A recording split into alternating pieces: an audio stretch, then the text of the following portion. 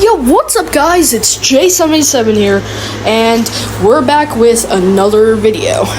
So, as you read in the title, I have to disprove this junk.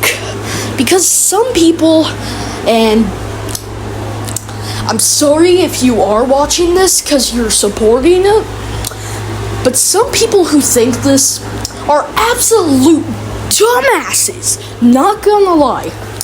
Just saying.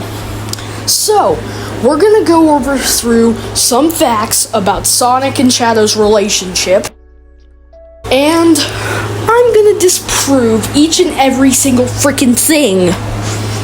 So yeah, get ready.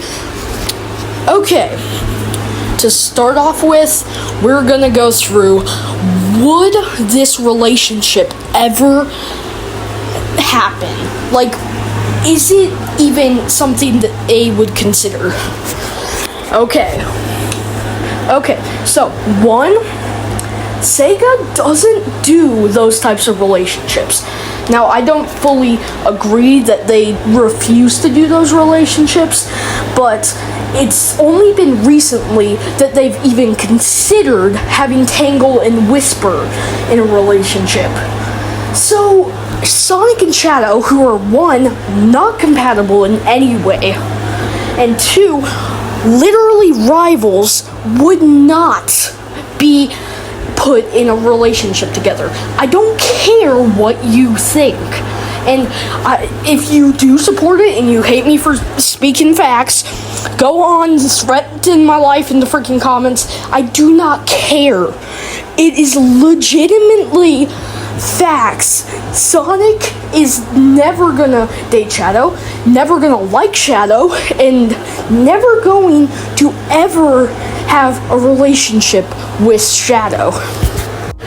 Reason number 2.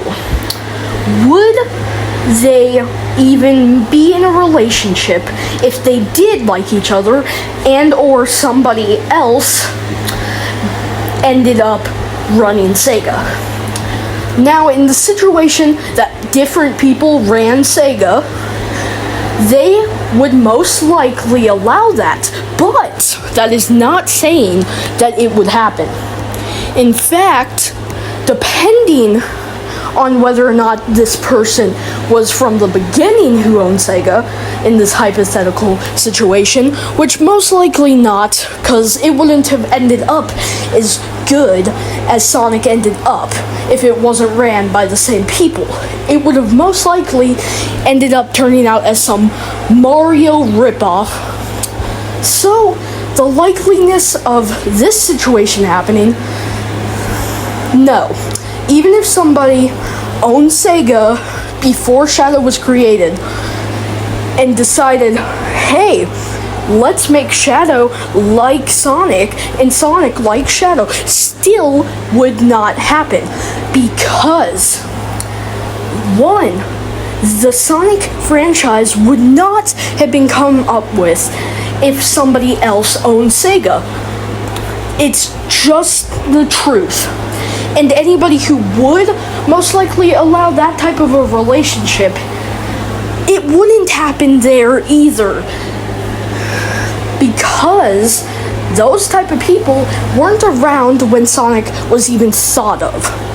So if somebody took over for Sega, maybe, just maybe.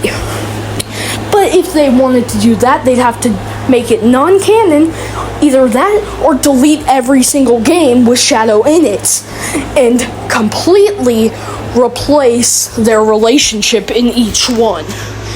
And no, that work is 100% not worth it. Number 3, would a different version of Sonic even think about that? So, in this case, I'm only going to cover the SATAM, the Adventures of Sonic the Hedgehog, Sonic X Sonic, and Boom Sonic, along with the Archie Sonic. I'm not going to be doing Fleetway because I've never, ever read a Fleetway comment, so I would be biased. Now, let's hop into this part. Let's start off with Adventures of Sonic the Hedgehog Sonic. So, this version of Sonic has cross-dress, for one. For two, has no relationship with Shadow. And three, Shadow doesn't exist in there. So if back then they did add Shadow, which wouldn't have happened because he wasn't even a character, but if the slither of a chance that it would have happened, it's still, they wouldn't have dated. Because one, it's literally, like, they're not focused on dating. They may throw out that two characters are dating there, but it wouldn't be like, oh, let's have the main character and their literal rival date. Because yes, that makes so much sense. Okay, moving on to the Archie comics. Now, here, the Archie comics, we know they focused on romance with Sonic a lot. But if you do think that the Archie Sonic would date Shadow, no, it's still not gonna happen because of the simple fact that Archie Sonic is with Sally Acorn. And even if they divorced and stuff, he still doesn't like Shadow. It's not going to happen. So, if we do the Sat AM, it's pretty much applying to most of what they covered with the Archie comics too. Because Sonic and Sally Acorn, they're in a relationship there. It's still the same. It still wouldn't happen because it's literally covering the same romance story of Sally and Sonic. Now, if we go to Sonic Boom, no. Shadow's literally a villain in that, for one.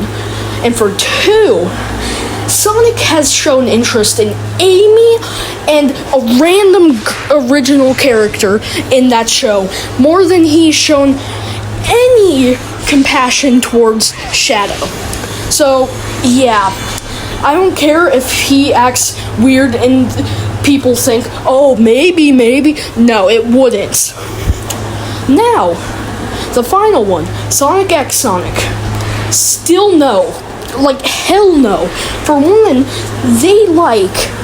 that's not even the focus. Two, it wouldn't happen because it wouldn't have happened in Adventure. So, we can pretty much close that book here and now. Now, that is pretty much all for the other versions of Sonic. Now, granted, I know there's more, because freaking Sonic Forces and Sonic Generations prove that, but no, I'm not gonna dive into every Sonic. Like, if you want to do that, go ahead. I really don't care. You can correct me in the comments, but I'm not doing that. Okay, now that we have covered each thing that would disprove Sonadow in most cases, let's dive into Sonic Prime. So, as we see, Sonic seems to really care about Shadow. But, if you look at this clip, he doesn't even care that Shadow is there at first. He only starts caring once he finds out that it's an actual Shadow from his world, because he has not seen any of his actual friends. Literally, that's the only reason he got excited. And now, if you're wondering, oh, why'd he hug him then? He hugged him because he thinks it might be the only friend he has left. Now, granted, they don't have the best relationship, but even if he didn't have a good relationship, like, let's be honest, if you and your enemy were the only people on, well, not on, but like, only people known to be from the same world, and the rest are presumed dead or something. You'd be happy to see somebody you actually know. Shadow, the reason Shadow wasn't happy was because, one, it's not in Shadow's character to get excited. Two, he knows that Sonic was around. He wouldn't have gotten excited. Okay, so that pretty much wraps it up. But there is one last thing.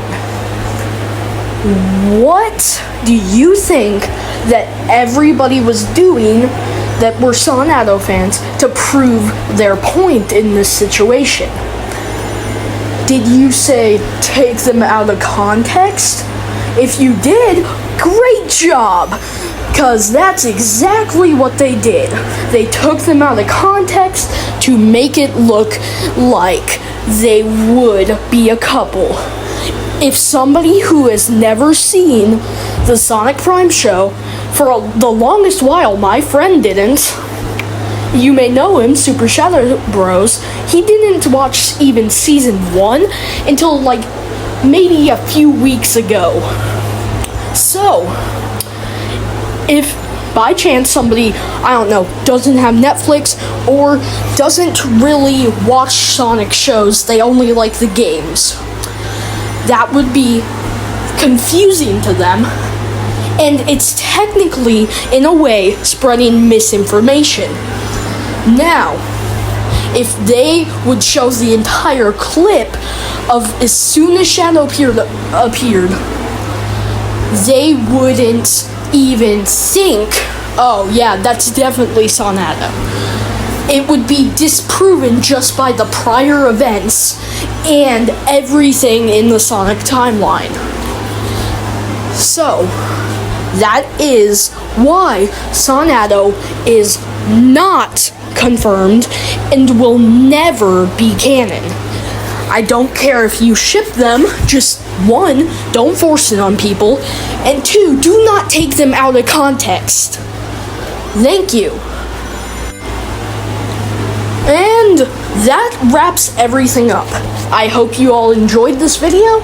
Don't forget to like and subscribe, and hit that bell to make sure you never miss a video. I try my best to upload daily. I haven't been doing good at that recently. I will try to get back on the grind, but if I do have to start posting every other day and take breaks off when I'm filming normal length videos instead of shorts, that's just something I gotta do. So, yeah, goodbye.